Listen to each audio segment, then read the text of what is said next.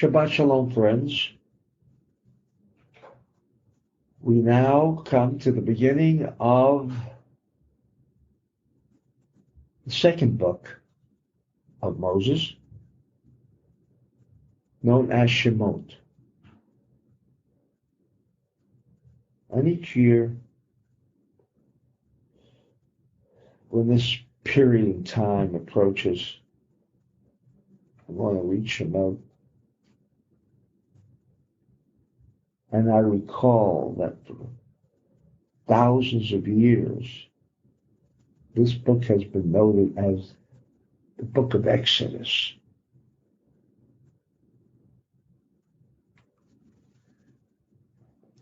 Which unfortunately, and so tragically, true meaning of what this book provides mankind with has been so corrupted, so misinterpreted, that all we can see and all that we can gather and all that we can understand about this second book of Moses is Jewish freedom, the Exodus.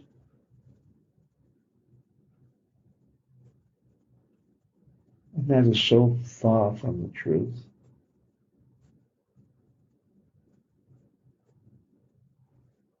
First question would be, what does it have to do with us today? So,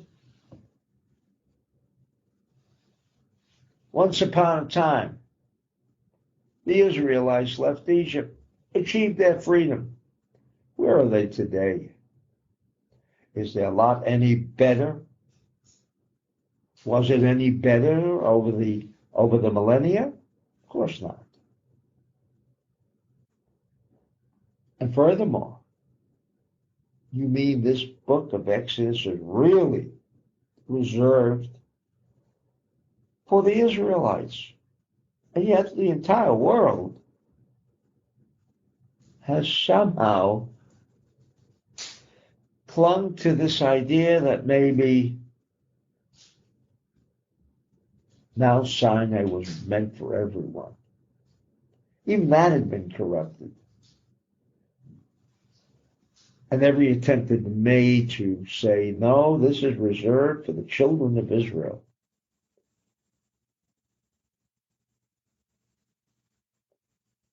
And it's so far from the truth that indeed it pains to the extent that its true meaning, its purpose, have been corrupted by those anti-Kabbalists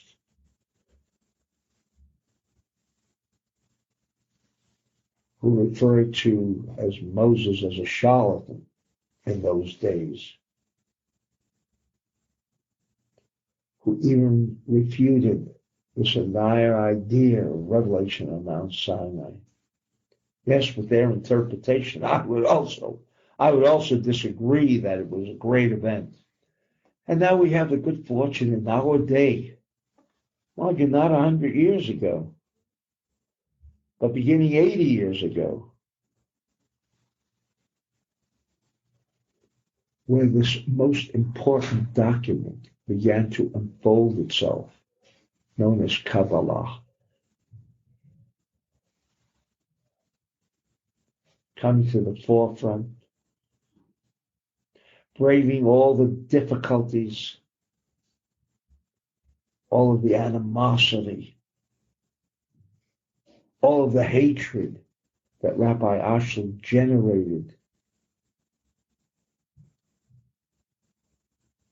as a result of his intent and desire to bring Kabbalah, to bring the Zohar to all of mankind.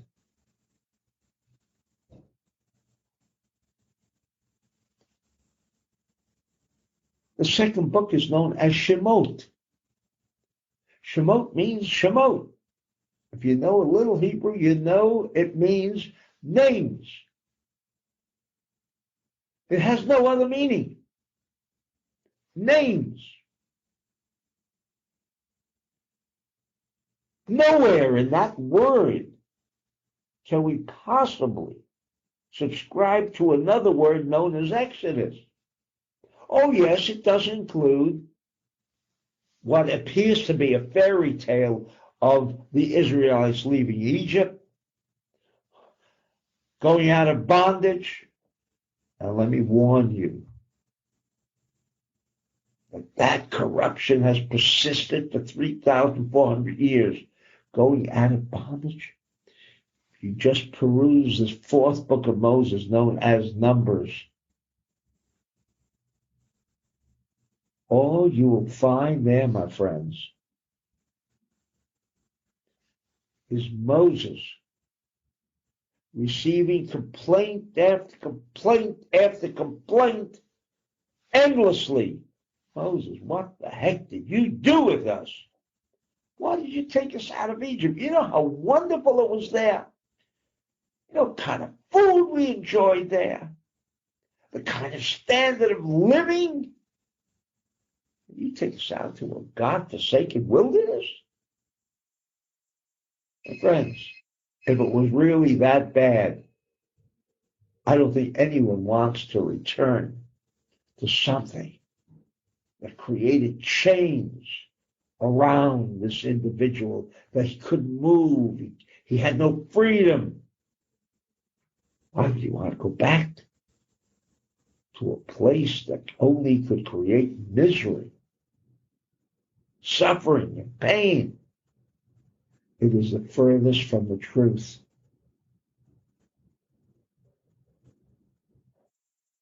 This book is not about Exodus, of going out from the land of Egypt into freedom.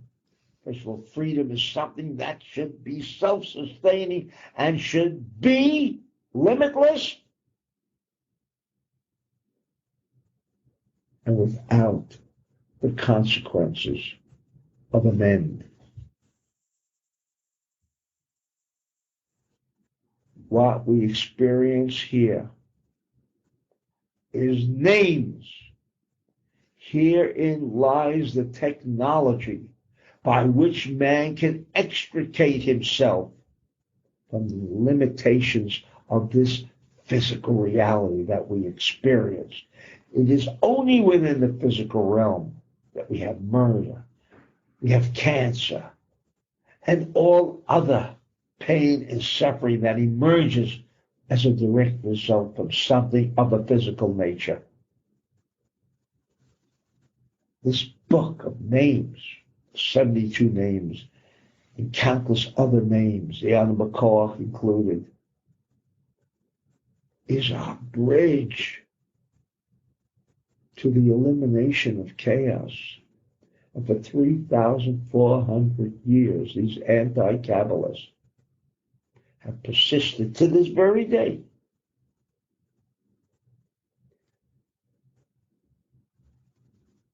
Calling the center, which has a history of 80 years, calling us the same names of these same anti-Kabbalists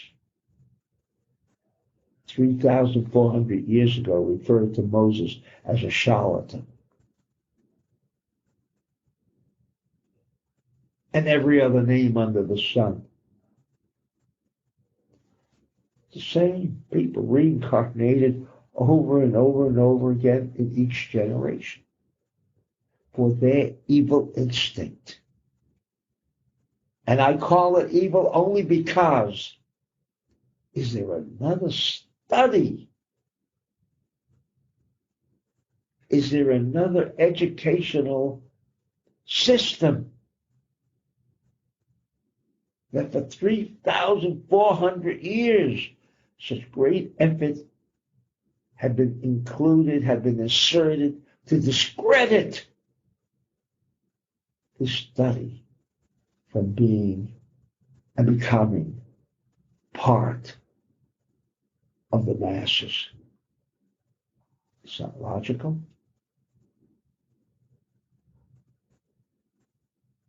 It is without understanding, but nevertheless, what is amazing is that it exists to this day.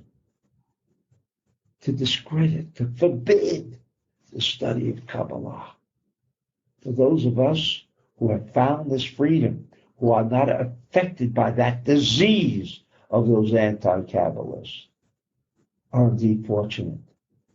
But the poor, unfortunate millions, hundreds of millions of people who have been deprived of this technology.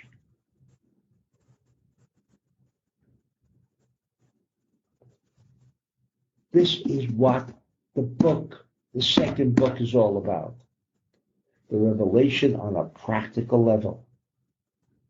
The system, the doctrines, the disciplines by which we can achieve not freedom from Egypt, but freedom from chaos, freedom from pain, and freedom from suffering.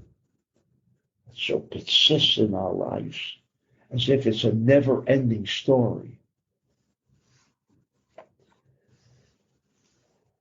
And so I would like to bring to your attention two aspects that are very significant.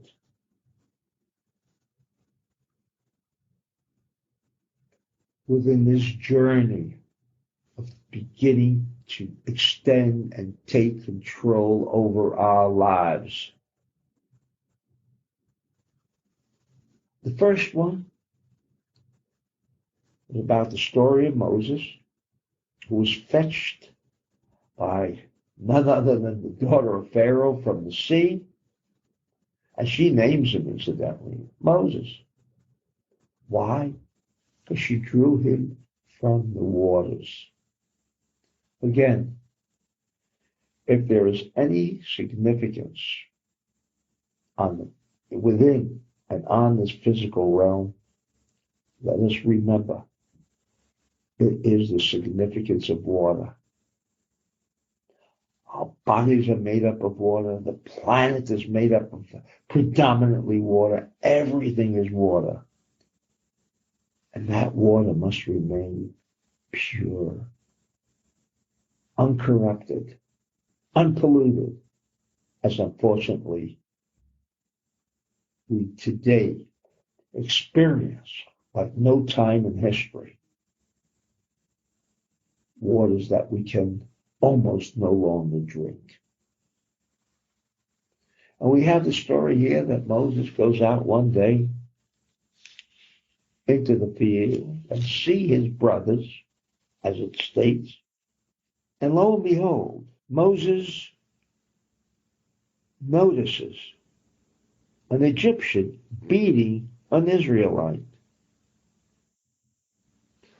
And it says he looks here and looks there, and he sees that this is not a person.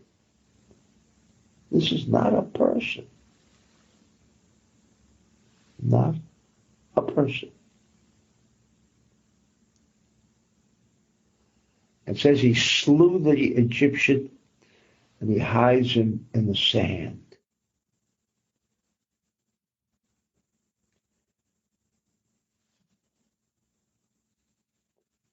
On first observation, it appears that the Bible is condoning murder for all the right reasons. Moses, took the law in your own hands, and because this Egyptian was beating another person, you put him to death. By the way, it doesn't say you put him to death, but that is the way it is interpreted.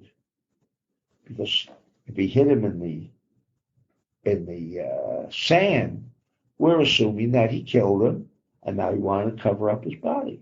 It's only logical when you read the story, based on just a superficial examination. But what is stranger is the next verse. And he goes out the second day, mind you, the next day. Doesn't say a week later, doesn't say a month later or a year later. Next day. He goes out and he sees two Israelites fighting with each other. And Moses says to the evil one, why are you beating your friend? One might assume that he realized maybe one was losing the fight. But maybe the strong one happened to be right. Why would Scripture address Moses' intent, his consciousness, as judging that this one is the evil one? He wasn't there at the beginning of the fight. And maybe the other fellow provoked him. I mean, what is this that suddenly he speaks to the evil person? To which, now, quote, this evil person says, Moses, who made you a judge? I think it's right. You think you're going to kill us or kill me as you did that Egyptian yesterday? And Moses feared for his life. He says, now that it is going to be known. And sure enough, the next verse says, and Pharaoh heard all about it,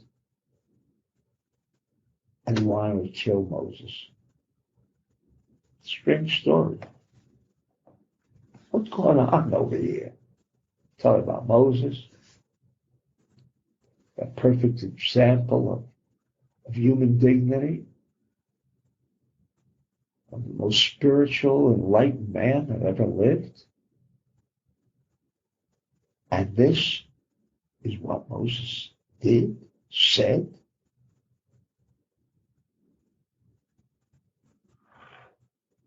Where did Moses get the idea that murder in the name of justice is permitted? That is one of the problems of our society. In the name of murder, I said in the name of murder. Yeah, it is in the name of murder, because that's all it is. But in the name of God, in the name of my children who have nothing to eat, for all the infinite reasons why one should be permitted to come to a conclusion of justifying, validating murder. Doesn't make any sense.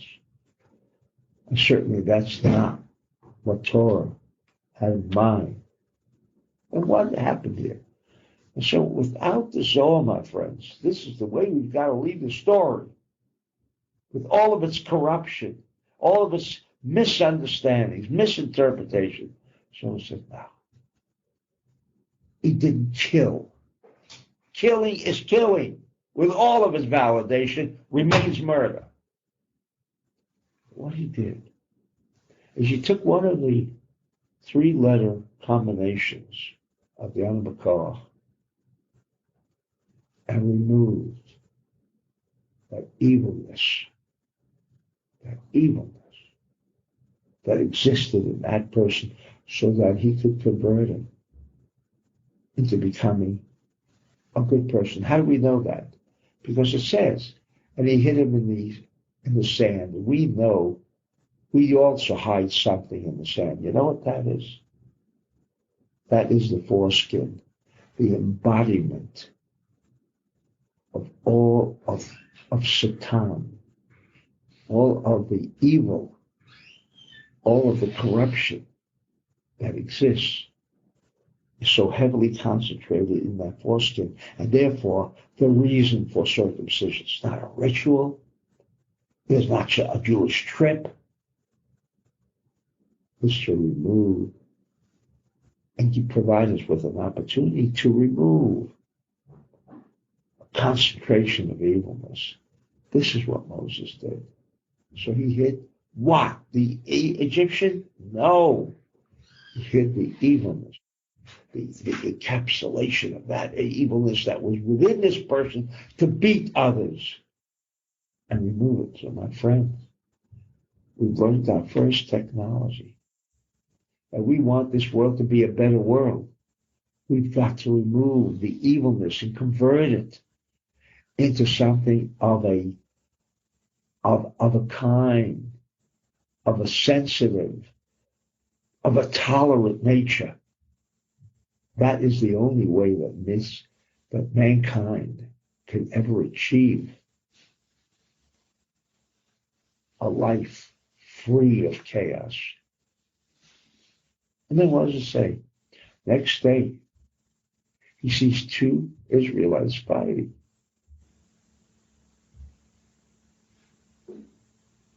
He wasn't addressing anyone there. It says the next day, you know why? Because while we understand what Zohar is teaching us at this moment, trust me, the next day, Satan hasn't given up his struggle to keep us in bondage, to keep us away from ecstasy into freedom, into the control of our lives, which unfortunately today there are so few that even will admit that they have no control. Oh yes, they have control until that unfortunate incident happens, whether it be health, whether it be finances, whether it be social. Yeah, I'm in total control. I have no need for anything. Yeah, that's the way we all speak. Because if everything seems to be going well today, it will forever go well. This is a trap that we fall into, and we're forewarned by Scripture that if we do not develop, and that's why it says the next day, if you do not develop and you do not keep in your consciousness that persistent idea of treating another individual with human dignity. That's why it says this. See what happened? These two Israelites were treating each other with less than human dignity. And that's why Moses said, whoever is beating whom, and there was one fellow beating the other, he would call him immediately evil. You know why? Because for treating others with less than human dignity is evil. No matter how overwhelming the validation might appear, evil is evil. Intolerance is intolerance. Insensitivity is insensitivity. You cannot change that. No matter how brilliant you are, no matter how much you can convince everyone around you. This, my friends, the next day is to make this connection. That's why it says the next day. Don't think they're two isolated incidents. No, one is the result of another. Without the relationship of human dignity of one to another, the removal of chaos, the removal of pain and suffering, the entire technology that is going to unravel itself here in the book of names will be of no avail. Because the first requirement of making this technology work is a treatment of one human being to another. Then without passing up this wonderful story about the burning bush. Imagine, burning bush. It's burning, but doesn't become consumed. What a miracle. But there is so many lessons that would probably take me a year to cover all of the facets of this beautiful, beautiful description of mind over matter. See, fire devours, but at the same time, we could have no food prepared or cooked without fire. You couldn't have a glass of tea without fire. You couldn't probably, in the old days, have a warm home without fire. Is fire evil? Why should it devour the bush? The answer is, just like someone who drowns in the water, only because water has not been restored to its level as a result of our corrupting water. You shouldn't drown in water. Water is the life force of God. There is no aspect of evil in it, the same way as with fire. Yes, in a burning building and people are burned to death as a result of fire. But all of these different things come about as a result of our pollution, of our inhuman treatment of others. We have polluted the atmosphere. We have turned fire, yes, sometimes, into a fiery blaze that devours people, but it shouldn't be. It shouldn't be. This world was not created with the intent to establish pain and suffering, but each and every aspect that we experience, like fire, is there for our benefit. Unless we correct it. Water was not meant for the purpose of drowning people. It is against the nature of water to drown people. But we inject corruption. Oh, you mean we can influence the physical reality, my friends? Yeah. Just as we can influence and corrupt and pollute water, so too can our influence be brought to bear, that we can turn these very same items, these very same physical entities, into one that can bring about freedom, can bring about the end of pain and suffering. Shabbat Shalom.